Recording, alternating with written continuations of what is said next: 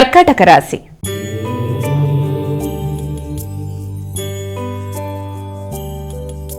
అమ్మ, ఇక కర్కాటక రాశి వారికి ఈరోజు రాశి ఫలాలు ఏ విధంగా ఉన్నాయి? ఆర్థిక సంబంధమైన విషయాలలో కానీ మాటల వల్ల కానీ విభేదాలు వచ్చే అవకాశం ఉంది. కాబట్టి వీలైనంతవరకు ఎవరితోన్నా మాట్లాడేప్పుడు కుటుంబ సభ్యులు కావచ్చు, లేకపోతే ఎవరికైనా మనం ప్రమాణం చేసినప్పుడు కానీ ఆ ప్రమాణాన్ని నిలబెట్టుకునే విషయంలో కానీ వీలైనంతవరకు జాగ్రత్తలతో ముందుకు వెళ్ళడానికి ప్రయత్నం చేయాలి.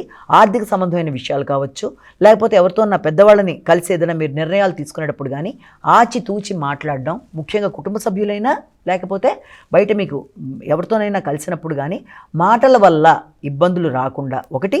రెండోది, మాట్లాడవలసిన సమయంలో మాట్లాడకపోవడం వల్ల కూడా ఇబ్బందులు అయ్యే అవకాశం ఉంది. కాబట్టి ఏ విషయమైనా జాగ్రత్తలతో నిర్ణయాలు తీసుకొని ఏదైనా మాట్లాడేటప్పుడు 1-2 సార్లు ఆలోచించుకొని మాట్లాడుతూ ముందుకు వెడితే మీకు అనుకూలంగా ఉంటుంది. సింహరాశి.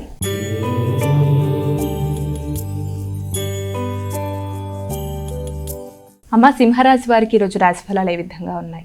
మీ పనుల మీద మీకు వైరాగ్య ధోరణి లాంటిది ఉండడం, ఇతరులకు సహకరించడానికి ముందుకు వెళ్ళడానికి చేసే ప్రయత్నాలు చాలా అధికంగా ఉంటాయి.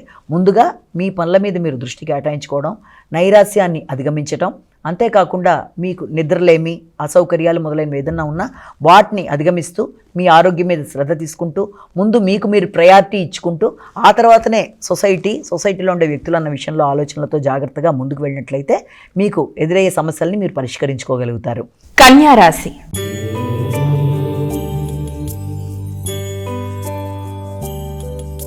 అమ్మ, కన్యా రాశి వారికి ఈరోజు రాశి ఫలాలు ఏ విధంగా ఉన్నాయి? ఈ కన్యారాశి వాళ్ళకి ముఖ్యమైన విషయాల్లో ఏదో తెలియని ఆందోళన లాంటిది ఉండడం అనేది, అలాగే ఆర్థిక సంబంధమైన విషయాలు అనుకూలంగా ఉండే అవకాశం లాంటిది లభ్యం అవుతున్నా కూడా ఆ ధనాన్ని ఖర్చు పెట్టుకునే విషయంలో కొంచెం మానసిక ప్రశాంతత తగ్గి ఉండడం అనేది, సంబంధం లేని వ్యక్తుల యొక్క జోక్యం, తర్వాత ఏదో నైరాశ్యం లాంటి భావనలు, వైరాగ్య ధోరణిలో ఉండడం అనేది, అలాగే ఆధ్యాత్మిక ఆలోచనలు లాంటివి, ఏదైనా పుణ్యక్షేత్ర సందర్శన కోసం ఎక్కువ స్థాయిలో కృషి చేయడం అనేది, నిద్రలేమి, ఇలాంటి వాటన్నిటిని అధిగమించే ప్రయత్నాలు చేయాలి. వీరు కూడా ఆరోగ్యం మీద తగిన శ్రద్ధ తీసుకుంటూ ముందుకు వెళ్ళాలి. ఆరోగ్యపరమైన సమస్యలు ఏర్పడినప్పుడు క్రీమ్ అచ్యుతానంద గోవింద అనే శ్లోకాన్ని పఠించుకుంటూ ముందుకు వెళ్ళి సమస్యను అధిగమించడానికి ప్రయత్నాలు చేయాలి.